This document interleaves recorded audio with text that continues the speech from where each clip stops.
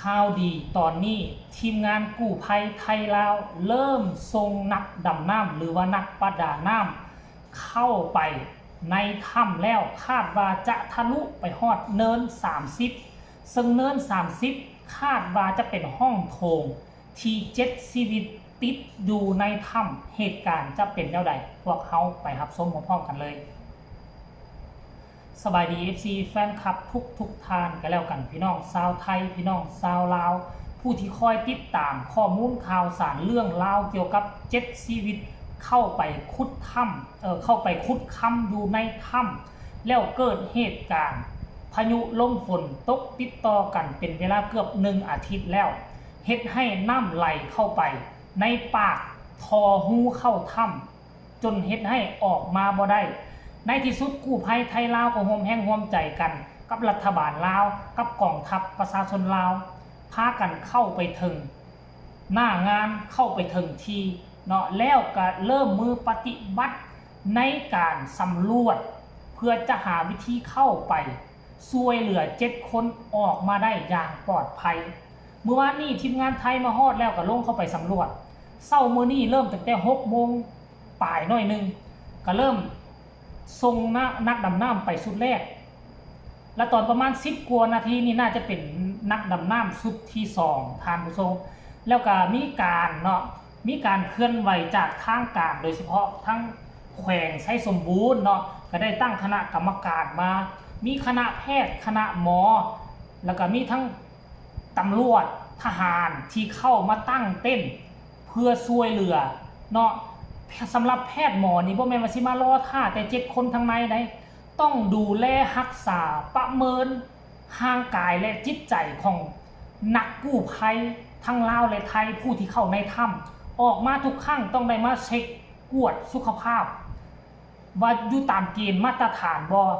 ที่จะสามารถปฏิบัติงานต่อได้บ่ก็ขึ้นกับแพทย์หมอภาคสนามนี่แหละและอีกอย่างหนึ่งเข้าน้ำซ้ำป่าบ่ต้องเป็นห่วงทางการอยู่ทั้งนั้นกะเกี่ยงช่วยเหลือเต็มที่แล้วพร้อมที่จะยกมาให้กินเพราะฉะนั้นทางกู้ภัยไทยลาวนี่มีแต่มุ่งมั่นทำหน้าที่ตนเองให้มันดีให้มันแล้วสำหรับหลายสิ่งหลายอย่างองค์ประกอบนั่นคือทางแขวงทางอย่างเขาเจ้าผสมประสานจัดตั้งกันให้อำนวยความสะดวกเรียบร้อยแล้วท่านผู้ชมรายละเอียดให้ไปเบิ่งคลิปนี้วินาทีทีมงานไทยและลาวกำลังขนบังออกซิลงเข้าไปในถ้ำปกติแล้วคันว่าเฮาสิดำน้ำเนี่ยเขาต้องเป้ถังออกซิไปบ่แต่มันบ่สามารถเฮ็ดแบบนั้นได้อุโมงค์มันแคบเนาะอุโมงค์มันแคบ40-50 เซนเท่านั้นก็เลยว่าลำเลียงไปเทื่อละน้อยรายละเอียดให้ไปชมคลิปนี้แล้วจังมาพ้อกันในช่วงต่อไปตอนนี้เวลา 7:36 นาทีนะของวันที่25นี่เลยนะกำลังแทกความดันนะหรือว่าแทกความพร้อมของร่างกายนะก่อนกำลังจะใส่ชุดดำน้ำเนาะมื้อนี้นะเกี่ยวกับภาคน้ำเนาะมื้อนี้นี่นะเป็นชุดแรกแล้วก็อันนี้ให้น้องทหารให้น้องตำรวจกับแพทย์หมอเพิ่นก็ตื่นมาแล้วเนาะตื่นหมด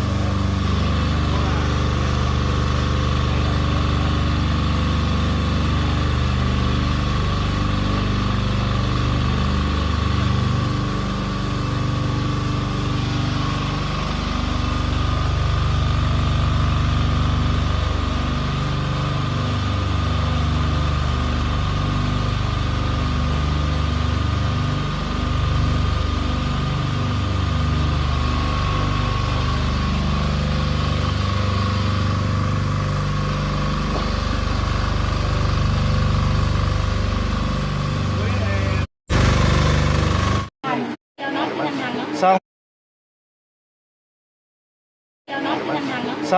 2 ไม่ต้องเดือด นี่ชื่ออะไรคะ พัน มัดไม่เหรอเข้าไปก่อนให้มันเดือดนะพอได้มัดไม่เหรอกำลังดำเนินการเข้าปากครับ เขาน่าจะมัดไม่นะ ปฏิบัติการรอบ2 ตัวใด คิดคิด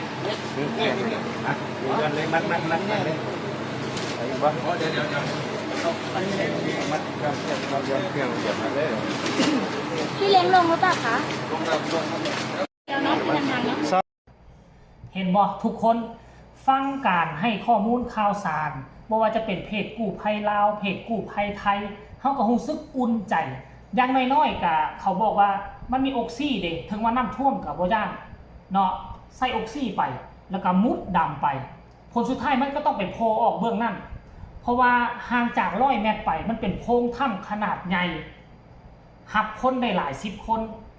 เพราะฉะนั้นเขามีเครื่องช่วยหายใจแล้วเขาดำเข้าไปปุ๊บเขาก็จะไปเจอเขาอยู่พุ่นก็น่าจะเอาเอาอุปกรณ์สื่อสารไปนำไปฮอดพุ่นแล้วก็จะรายงานมาแล้วก็สิรายงานว่าเหลือจากคนมีจากคนสุขภาพร่างกายเป็นแนวใดอดเข้าอดน้ำมาหลายมื้อแล้วร่างกายประเมินรายงานมาหาศูนย์ทางนอกก็สิรายงานหาทางเมืองที่ตั้งศูนย์กลางที่พุ่นเจ้าหน้าที่ก็สิเตรียมแม้กระทั่งมาเตรียมฮอดเฮลิคอปเตอร์ขั้นกรณีเอาออกมาหลายคนนี่ติดถ้ำดนอยู่ความมืดหลายอาจจะเกิดอาการเป็นไปได้คือสามารถเอาเฮลิคอปเตอร์มาย้อนเสือกแล้วก็ดึงเปขึ้นไปบ่มีการวางแผนกันไว้ขนาดนั้นคุณได้ทันผู้ชม FC แฟนคลับเห็นแบบนี้แล้วก็เห็นความหัวไม้หัวมือแบบนี้แล้วก็ถือว่าอุ่นอกอุ่นใจทางทีมงานไทยเพิ่นก็บ่กักได้มานี่เพิ่นมีความรู้อันใดเพิ่นเสนอเพิ่นเว้าโอ้ร่วมกับทีมงานลาวเลยเวลานี่บ่แม่นเวลาว่าสิมาเกรงใจกันได้ผู้ใดเก่งผู้ใดบ่เก่งนี่ร่วมกันโลดทางไทยก็บ่กักเสนอเต็มที่ปรึกษาหารือกันทั้งลาวเต็มที่แล้วก็เสนอให้ทางการก็รับห้องเอาแล้วก็รายงานคำสั่งให้ลงมือปฏิบัติโอ้โหครั้งนี้ก็ขอให้ทะลุไปหา